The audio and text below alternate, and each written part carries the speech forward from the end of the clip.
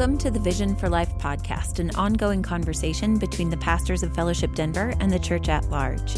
Each week, we talk about life, faith, the Bible, and how to follow Jesus as we go about our daily lives. I'm Autumn, the host of the podcast, and Hunter's here with me today. H, thanks for being here.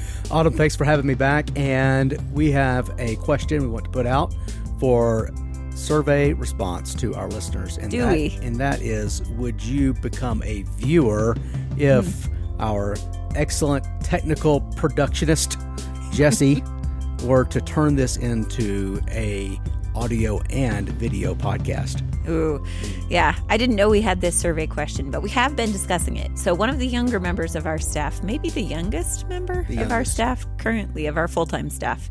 Our non-interns, we might say. Right. Suggested more than once that we need to adjust our medium and distribute the podcast both in audio and video form.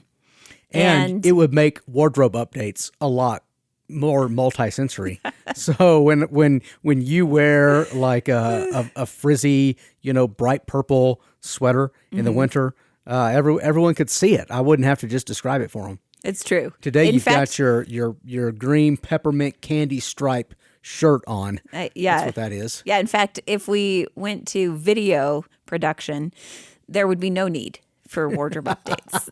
Well, that may be what incentivizes you. Now, I'll still point it out and describe it so people know what they're looking at. Oh, definitely. All right. Well, is there a need for a Razorbacks update today? I think they're now 2-2. Is that? We are in fire the coach mode. So the Razorbacks have lost 2 games on the last drive by fumbling the ball both times, which has been about a 5 to 6 year pattern for them under our current head coach. And so there is lots of rumor, speculation, pressure, and just a lot of drama around the program, as we call it right now. So this is a high drama season. It's a perpetually anxious relational system. Razorback football, any fan base is, but this one in particular. And so it's not a fun season from a winning standpoint, but if you just like soap operas, there's plenty of good man drama right now. Silver lining. Yep. All right. Well, I think that's it. That concludes our updates. But to our listeners, if you want to weigh in on would you watch the Vision for Life podcast as well as listen to it, or if it were distributed in a video medium, would you listen to it that way? Yeah, that would be interesting. Let us know. Absolutely. Yeah. Well, today, you said our title is a little bit cheeky, or a little. What was the word you used? Cheeky. Okay. That was the word I used. Yeah. We decided to call this episode "Urban Christianity That Is Not Urbane." So we'll get into that. Explain as we go here a bit. But I Googled in preparation for our conversation. I just plugged in Gen Z returning to church. So what we want to ask together today is, it seems that based on just anecdotal evidence, lots of attention in the media, that interest in Christianity and in religion as a whole among Gen Z is rising, and rising enough in the last couple of years to now be noticeable sort of on a global scale. And so I plugged that in, as I said, to Google, and it immediately gives me several article options. USA Today, a recent article, Gen Z is returning to Christianity. Data proves it. A site called the Story Church Project.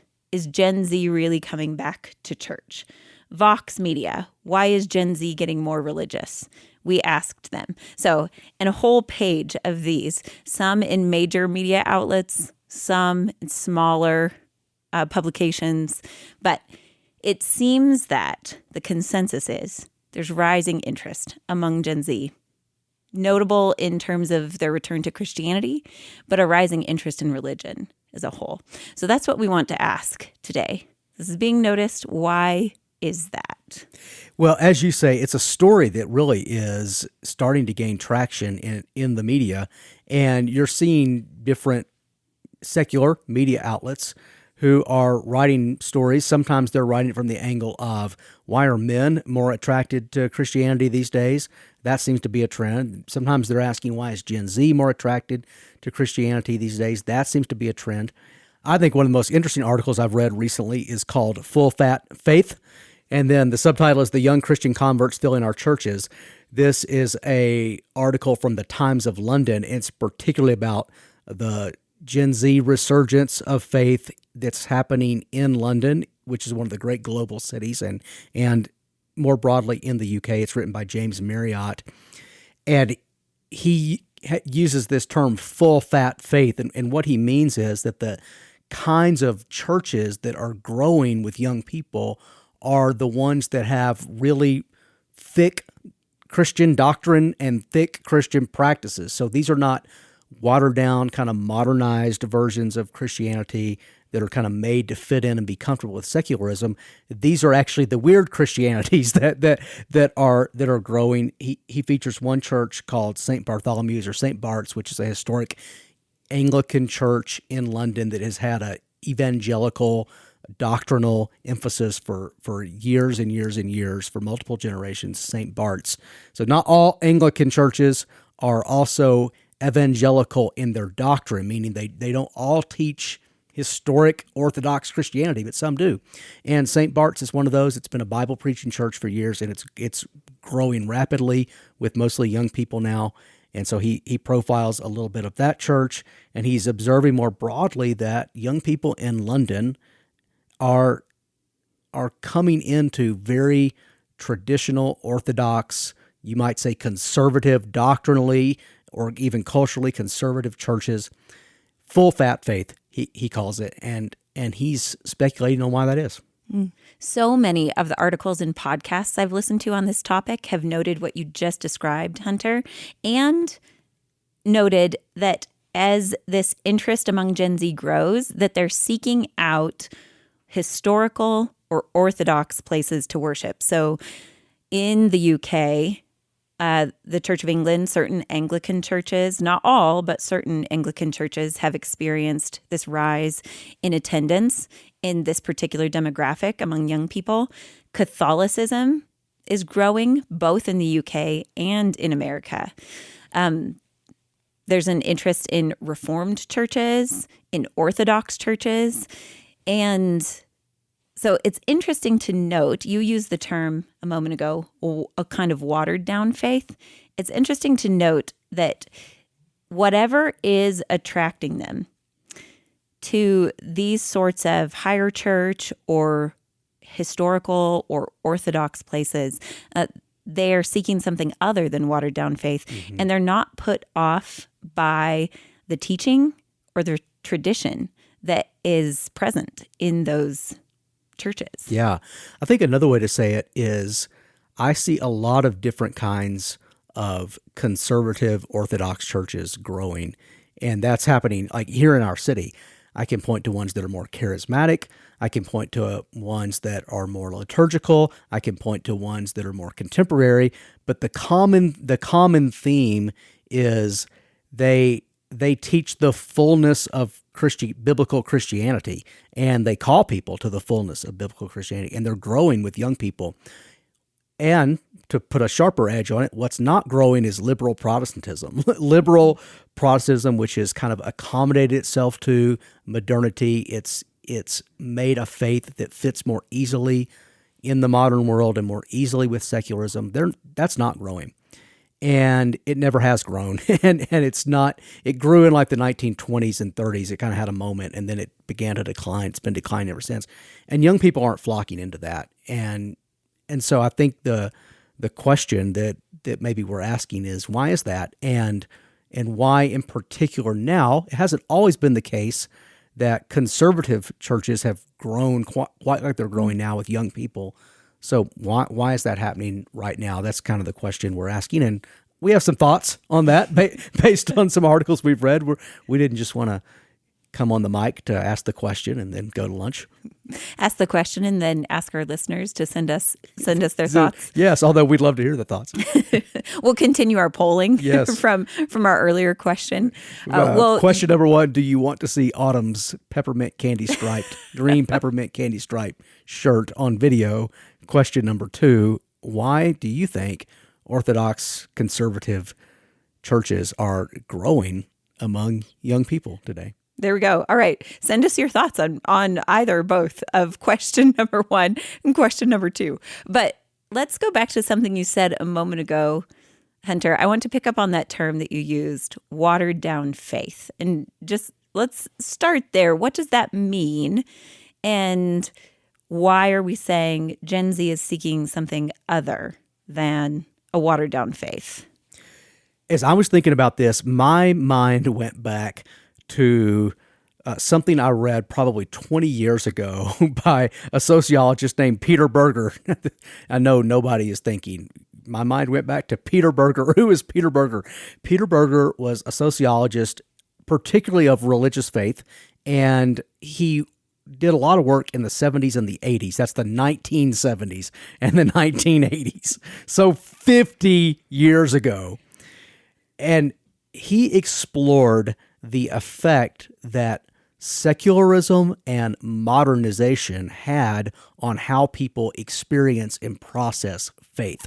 So I started reading him probably 20 years ago, and he wrote one book called The Homeless Mind, and then subtitle, Modernization and Consciousness. Now that question, that book is asking, what does living in the modern world, and in particularly in urban environments like cities, what does that do to our consciousness? What does that do to how we process reality and we process faith? And what Peter Berger noticed was that in a city, think about what happens in a city. In a city, you come into contact with many different kinds of people who have many different beliefs, many different backgrounds, different religious traditions, all mix and melt in a city. And if you move to a city, you start to encounter worldviews and beliefs that you didn't previously maybe encounter in a more monolithic kind of place. And he's asking, what effect does that have on how people process faith? That's a modern phenomenon. The growth of cities is a modern phenomenon. That's part of the modern world, especially when you have factories and professional work being done in cities. And how does that affect how people experience faith? Then Peter Berger makes a second observation, and he's making the observation that mass media brings us ideas and brings us people we would have to interact with who, if we just lived in a monolithic culture, like maybe a small town in America pre-mass media, we wouldn't have to interact with. And so in a sense, everyone has like a city living inside their head. He calls that the modernization of, or the urbanization of consciousness. So even if you don't live in a city, you still have to interact with ideas. Now, he wrote that in 1973, which was before the internet. It was before the cell phone. It was almost before the phone. It was 1973. So when he talks about mass media, he means like magazines and the 4 major network TV stations and the radio. That's what he means. You can imagine how that has just accelerated with the digital revolution, right? So he's asking that question, and he notices that one of the things that people that live in or have a modernized consciousness tend to do is they tend to become what he calls urbane. So Urbane, not urban, but urbane. To be urbane is to be broad-minded in the name of being sophisticated. And often when you become urbane, even if you still have your own beliefs and opinions, you are more accommodating to and welcoming to other beliefs and other opinions, and you probably tend to shave some of the sharper or the rougher edges off of yours so that they fit in with the broad-minded, urbane, sophisticated world in which you live. And he notices that's what it tends to do to faith. It tends to take some of the sharper edges off a lot of different faiths so people kind of fit in. Okay, that's what liberal Protestantism did. What I'm thinking about now is many people who live in urban environments are seemingly attracted to a kind of faith that's not urbane, in that it doesn't have the sharp edges taken off of it. It still has all the sharp edges, and it sits in the city, in the urban environment, in London, in Denver, in New York. It sits in the middle of an urban environment with all its sharp edges intact. And that seems to be interesting to people. Why is that? You said you love Peter Berger, so maybe this conversation will introduce some people to a sociologist that you love. Absolutely. All right. This quote says, since its inception in ancient times, the city has been a meeting place of widely different people and groups, and thus a meeting place of discrepant worlds. By its very structure, the city pushes its inhabitants to be urbane with regard to strangers and sophisticated about different approaches to reality. Modernity in any society has meant the gigantic growth of cities.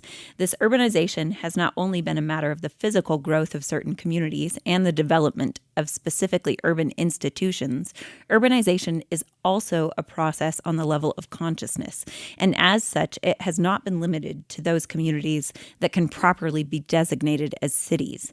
This urbanization of consciousness has been brought about especially through the modern media of mass communication. To be linked to these media is to be involved in the continuing urbanization of consciousness. Plurality is intrinsic to this process. The individual, wherever he may be, is bombarded with a multiplicity of information and communication. In terms of information, this process proverbially broadens the mind. By the same token, however, it weakens the integrity and plausibility of his home world. A little taste of Peter Berger for our listening friends. One of the things that I have thought about as I process what he writes here, again, he wrote this in 1973, is with the growth of the internet, being exposed to different worldviews and opinions through mass media has not, for all people, broadened the mind. For some people, it has sharpened the polarities, or we talked about the polarized world we live in, and so they interact with other ideas, but they don't like them, as much as a result of interacting with them. They don't weaken their own ideas. But among people that actually do live in cities, it does seem that what he's described has happened. And I, just anecdotally, I noticed that when we planted Fellowship Denver, I noticed that a lot of the millennials who were living in Denver, who we reached, had grown up in maybe a more traditional or conservative culture. And when they moved to Denver, they felt a lot of pressure, and they weren't always resisting that pressure. They felt a lot of pressure to kind of accommodate their faith to the predominant secular worldview in which they lived, and the people they lived with.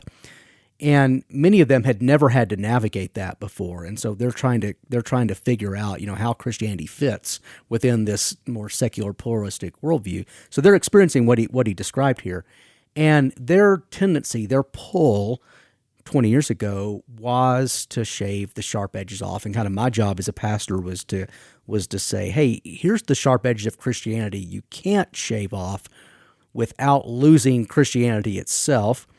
Here are some cultural accretions that have surrounded maybe Christianity in the Bible Belt that you don't necessarily have to go along with or even like. But this is Christianity, and you have to hold to it. So I found his explanation 20 years ago to be very true to what I was watching people do, and now I'm observing that there tends to be a little counter trend to say, let's not shave off the rough edges. Let's just embrace Christianity with all the weirdness, and there's a little bit more energy to do that. That's not something Peter Berger would have thought was going to happen as the world became more urbanized. Mm. I think for the generation that you're talking about, you referenced the millennials, but there was some of that mindset too that was assumed from the major shifts, the realities, and the major events in the world at the time. So I think some of that when what Peter Berger was anticipating came to fruition more as cities grew and then as globalization became a dominating world force among the developed nations of the world. So when I think back to my childhood and early adulthood, the seminal events that stand out in my mind were like the end of the Cold War and the falling of the Berlin Wall and the way that the political scene was developing, the global political scene was developing in hand with the economic realities of globalization. Probably also gave us all this sense that we could all get along and that if we would just temper some of these opinions or so that we could see the world as a whole sort of flourish. And there was this different vision for what that potential of flourishing could look like that was happening through the force of urbanization and the rise of cities that was very different at the time. So some of that consciousness, I think, was developed due to those kind of major world events and this feeling of potential and optimism at the time. And as I look at the world now, some of that has shifted as well. So the discussions are very different now about the potential of globalization. Usually the discussions at the moment on that level are that globalization as an enterprise has failed and that we are re-adjudicating what the world order will be. And then as you're saying, Hunter, with the rise of the internet, interestingly, this other effect now has taken root, the effect of polarity. And so there's both a different world reality and then a different individual lived reality that has been brought about. That's right. And I think what Peter Berger envisioned in the 70s and 80s was going to happen was that the world was going to become more and more urbanized, and therefore we were going to become more and more broad-minded, more and more urbane, and faith was going to become more and more urbane and broad-minded, and people were going to wrestle with keeping the rough edges. And now we say, well, what's happened? What's different? And I think what's changed, and I believe this has shifted in the time that I've been doing ministry in a city.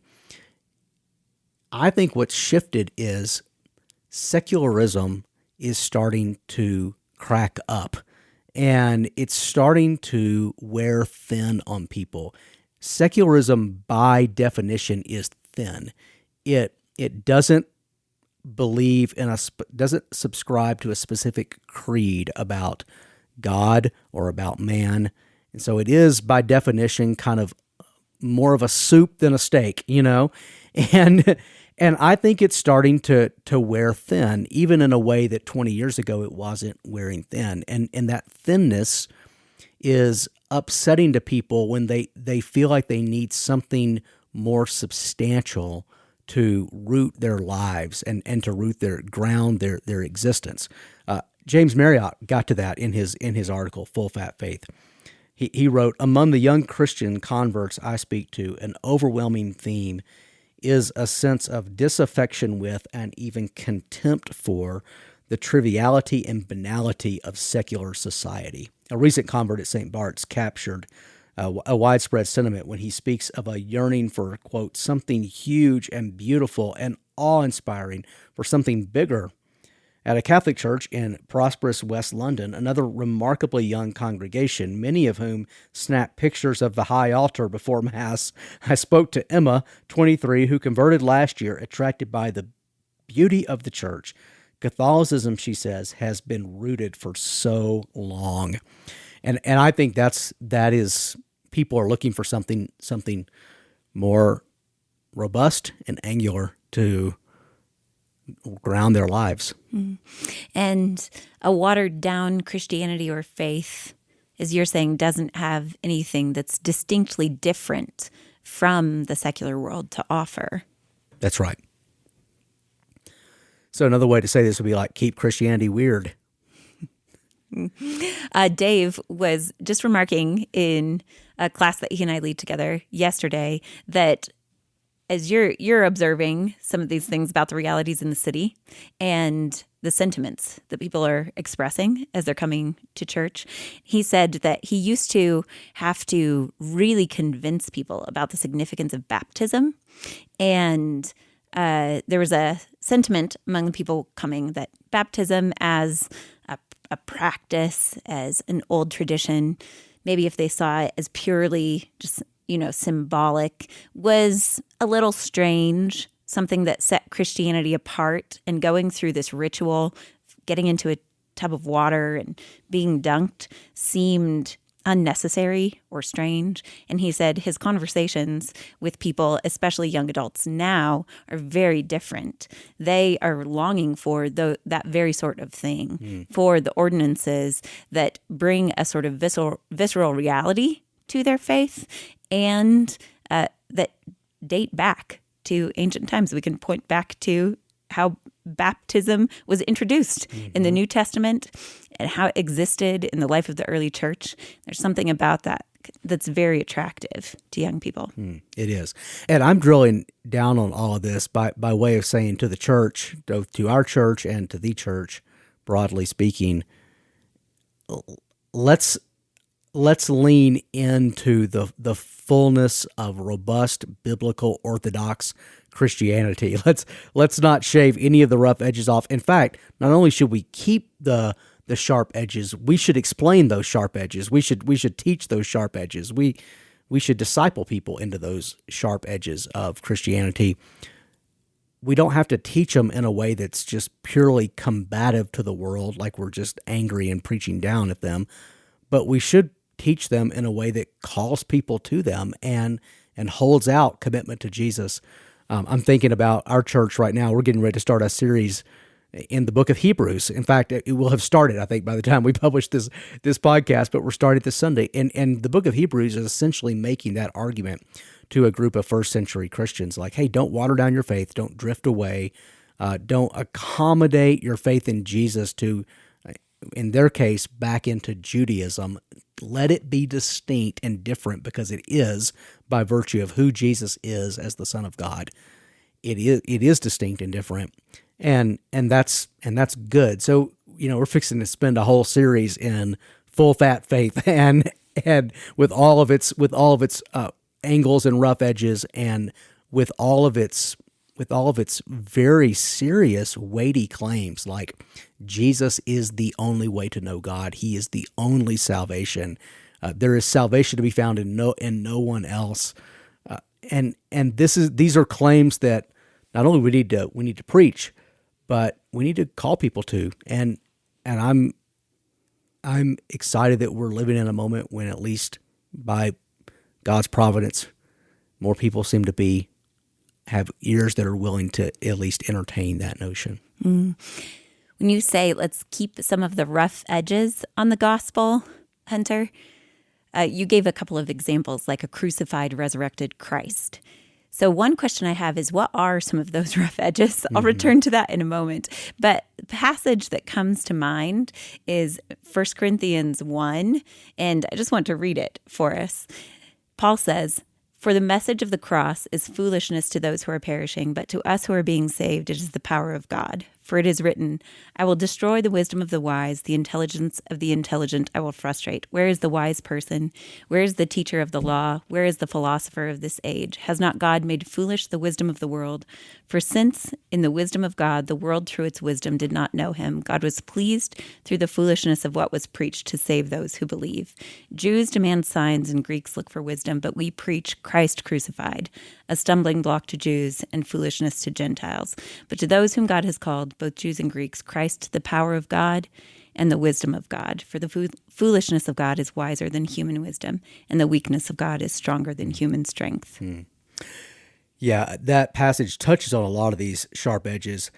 Some of them, some explicitly named in that passage, some implicit. Some of them are the sinfulness of every human being and sinfulness before God as the problem that needs to be addressed for every single one of us and for the world. So it's not just lack of education. It's not just that we don't, love each other enough. It's that we are sinners before a holy God.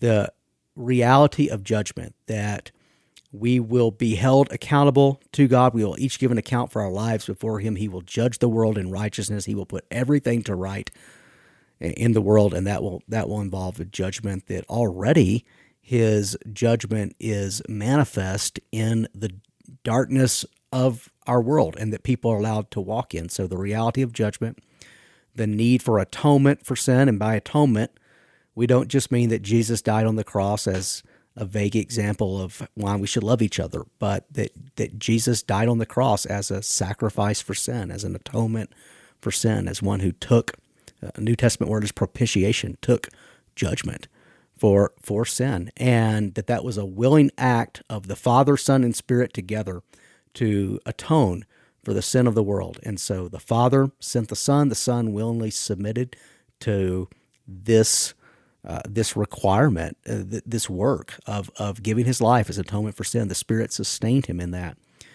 The bodily resurrection of Jesus. This is a sharp edge. The necessity of following Jesus in discipleship, not just professing faith in Christ, but the necessity of following him in discipleship. The need for new birth, which is a work of God's Spirit. New birth and regeneration, which is a work of God's Spirit in the heart before we can even believe.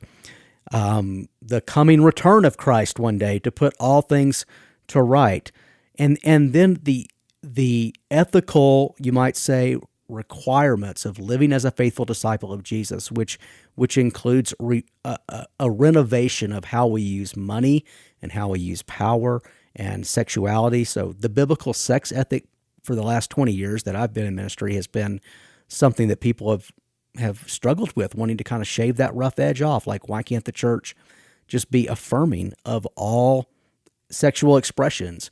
Why can't the church be more accommodating to that? So these are rough edges, right? These are sharp edges, maybe is the right way. They're not rough. They're good. Rough edge maybe suggests that something is like not very, needs to be like cleaned up.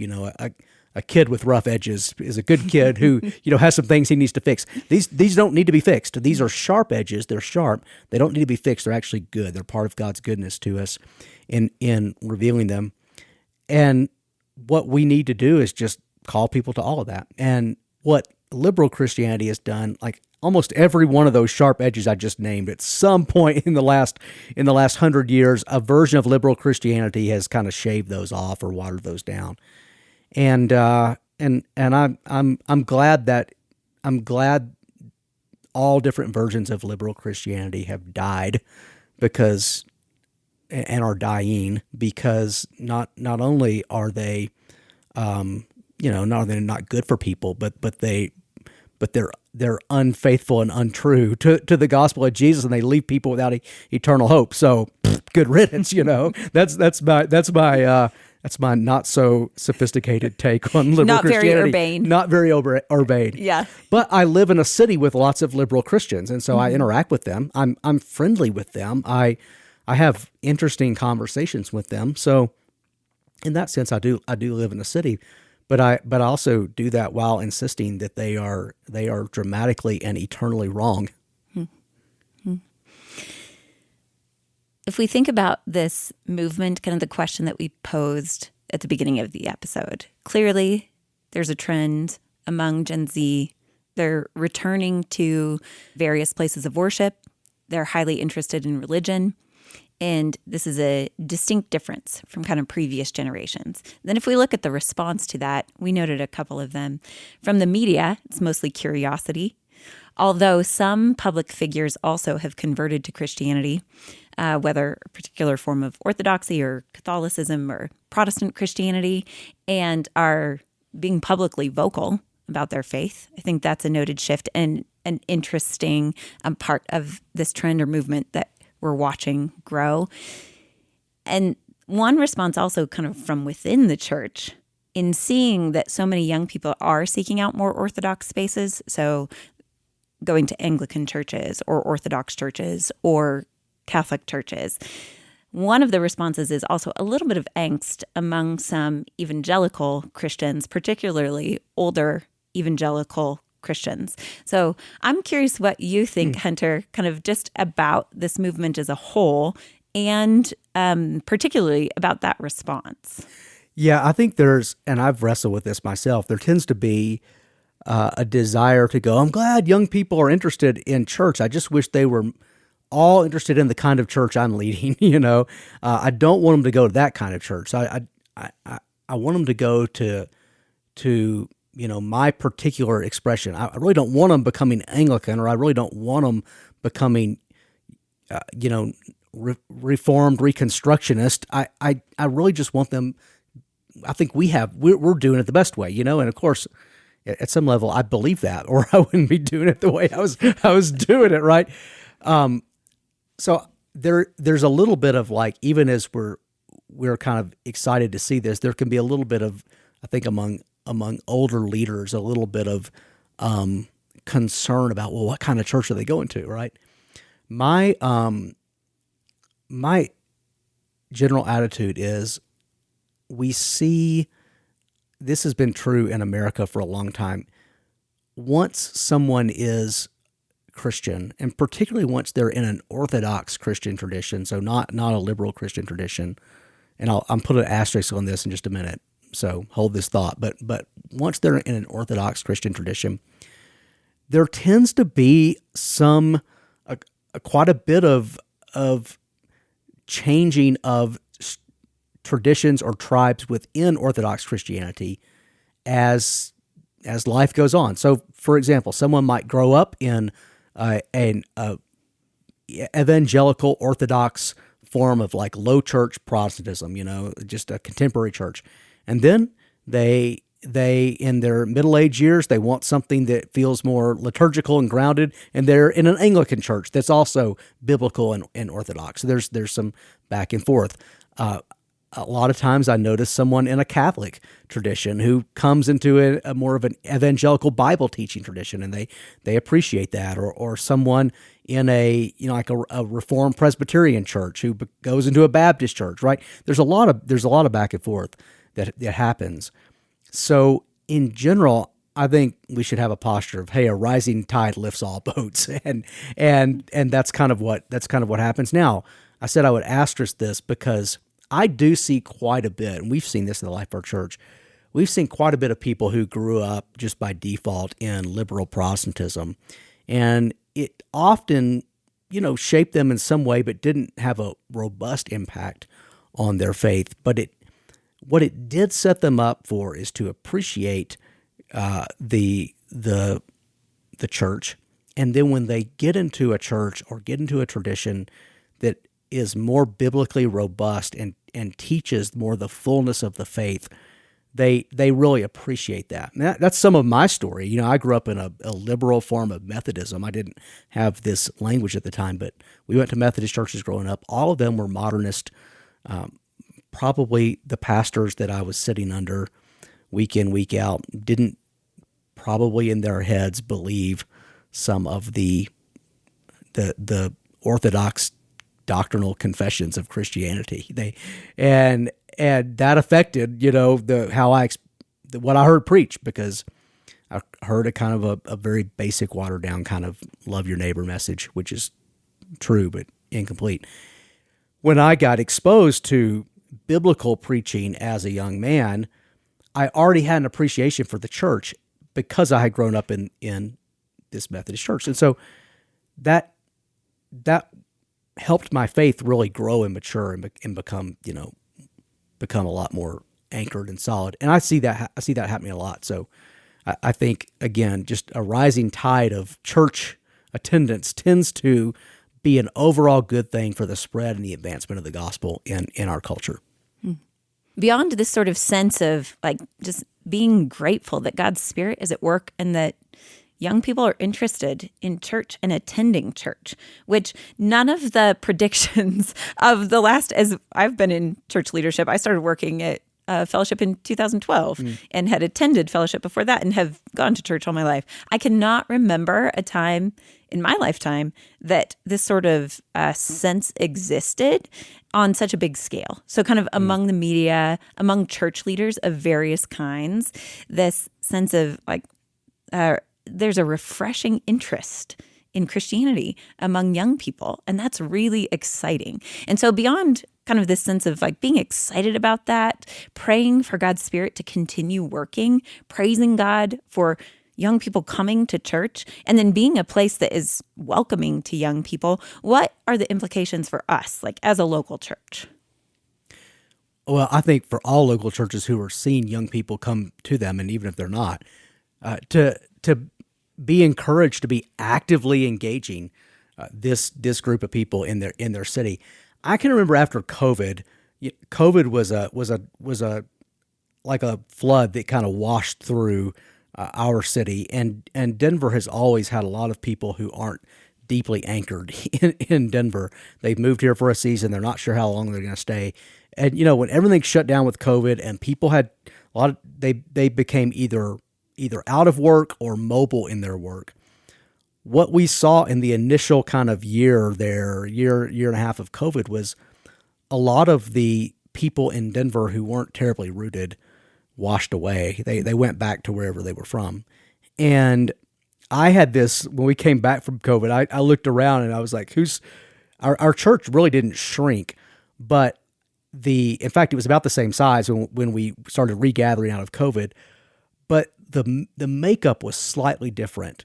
And I noticed that we are now, even more than we've ever been, predominantly families that have children. And that made a lot of sense because those tended to be the more settled, rooted people. And they weren't as easily washed away by this upheaval that happened during COVID. So I started to think like, oh no, are we just going to become a middle-aged church together? We're just going to get old and die together, like we used to have young 20-somethings in our church too. And then in the next 2 years, we just started seeing a fresh wave of 20-somethings in the life of our church, which our church needs if we're going to be faithful to what God has called us to do. And we're going to be a church in Denver, which is a city that always has waves of new people landing. Like we have to be engaging that community of people, or we're just ignoring, the city right around us. So I was refreshed by their presence, and today we have this church that's pretty multi-generational, and so I'm excited to pour into the lives of these 20-somethings and help them develop a thick kind of faith that I think is going to not just buffer them in a secular world, but establish them eternally. And I'm very hopeful that there's hundreds more we're going to reach in the next couple of years because of that work.